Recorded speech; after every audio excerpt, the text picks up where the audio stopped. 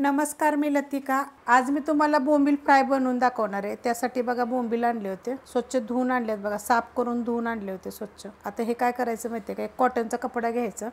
आपण बाजारात आणायला गेले की ते साफ करून पण देतात, जर आपल्याला येत नसेल तर साफ करून देतात बघा। असे सुद्धा साफ करतात। एका बोंबलाचे जरी 2 तुकडे केले तरी चालतात, किंवा असे पाहिजे असेल तर असे पण साफ करतात।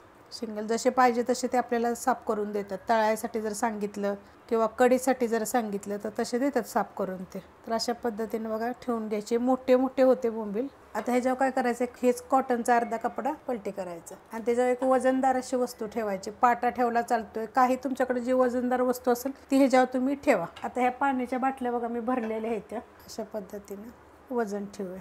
आणि 2-2.5 तास आपल्याला असं ठेवायचं। कारण का ठेवायचं असं, त्यात जर बोंबलामध्ये पाणी असतं ना ते निघून जातं। मग जे आपण जी बोंबील बनवतो ना, फ्राय करतो ना, ती कडक कुरकुरीत एकदम छान होतात। आता याला 2 तास होऊन गेलेले आहेत बघा। आपण बघूया, 2-2.5 तास तरी ठेवायला पाहिजे बघा। असं पाणी पूर्णपणे आपलं निघून जातं, थोडंफार पाणी राहतंच म्हणा।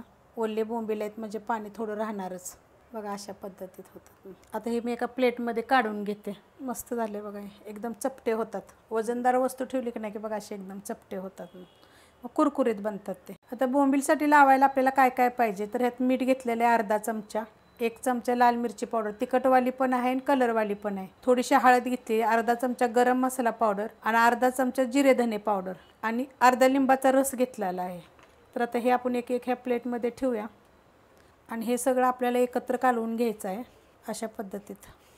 आता पहिले ह्याच्यावर काय करणार आहे मी, हा लिंबाचा रस जे होता तो लावून घ्यायचा। मोठं लिंबू होतं त्यामुळे अर्धाच घेतलेला आहे, तुम्ही अख्खा घेतलं तरी चालू शकते। लिंबाचा रस कसा होता, लिंबू माझं मोठं होतं त्यामुळे मी अर्धाच लिंबाचा घेतलेला आहे। तुम्ही जरी अख्ख्या लिंबाचा घेतला तरी चालेल, किंवा कोकमचंही टाकलं तरी चालेल, किंवा आगळ टाकलं तरी चालेल। अशा पद्धतीत पूर्ण बघा हे लावून घेतलेलं आहे। आता ह्यात काय करायचं, हे जे बघा हे सगळे मसाले मी एकत्र केलेले आहेत, मीठ वगैरे सगळं। कधी पण काय करायचं, असं जे बोंबील जे असतात का नाही, त्याला चटणी थोडी म्हणजे मिरची पावडर थोडी जास्तच लावायची, म्हणजे काय होतं चवीला चांगलं लागतं, झणझणीत असं खायला पण छान लागतात।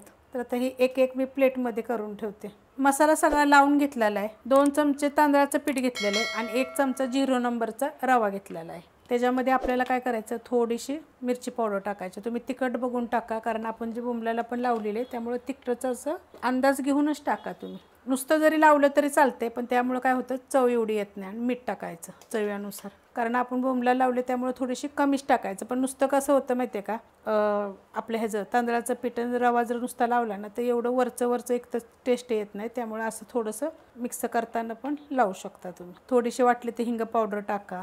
लोखंडाचा तवा ठेवलेला आहे, त्याच्यामध्ये आपण तेल टाकून घेऊया आणि एकदम बारीक गॅस करायचा, फास्ट गॅस करायचा नाही। तवा गरम झालेला आहे आणि तेल जरी गरम झालं ना तरी गॅस बारीक करायचा। आणि आता आपण बनवायला घेऊया।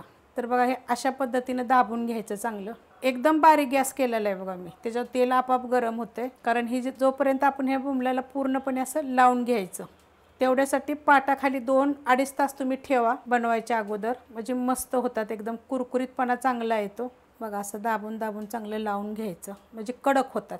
जरी तुम्ही 2 चमचे जरी रवा घेतला आणि 1 चमचा तांदळाचं पीठ घेतलं तरी चालेल। तुम्ही लसूण आलं पेस्ट पण लावू शकता याला बघा। अशा पद्धतीने सगळीकडून लावून घ्यायचे आपल्याला व्यवस्थित बघा। मस्त लागलं गेलेलं आहे। आता आपण करायला घेऊया। तेल चांगलं गरम झालेलं आहे, गॅस बिलकुल वाढवायचा नाहीये बघा अशा पद्धतीत। नाही तर काय होतं माहितीये का, वरचा जो रवा आहे ना तो पूर्णपणे करपून जातो आणि आतपर्यंत कुरकुरीतपणा एवढा येत नाही। काढून ठेवलं की नाही तुम्ही की मग परत सॉफ्ट राहतात। त्यामुळे कधी पण हे मीडियम गॅसवर नाही तर बारीक गॅसवर, आता हे मी लोखंडाचा तवा घेतल्यामुळे बारीक गॅसवरच करणार आहे। असं साईडनं थोडं थोडंसं असं हलवत राहायचं, नाही तर जास्त असं लय हलवायचं नाही त्याला। पलटी करून घेऊया आपण। एक किती मिनटं माहिती आहे का, 1-2 मिनटं ठेवायचं, जास्त वेळ ठेवायचं नाही। 2 ते 3 मिनटानंतर असं पलटी करायचं बघा। किती कडक झाले, म्हणजे करपणार पण नाही आणि एकदम कुरकुरीत होतात बघा।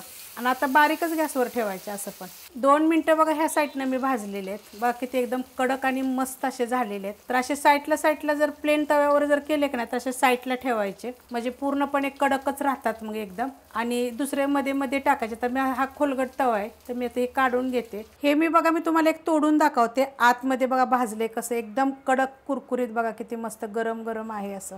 असे कडक भाजले जातात, फक्त त्याचं पाणी पूर्णपणे नितळायचं। मस्त असे झालेले तुम्ही करून बघा। असे रेसिपी आवडली की लाईक करा, सबस्क्राईब करा, कमेंट करा आणि शेअर बी करा।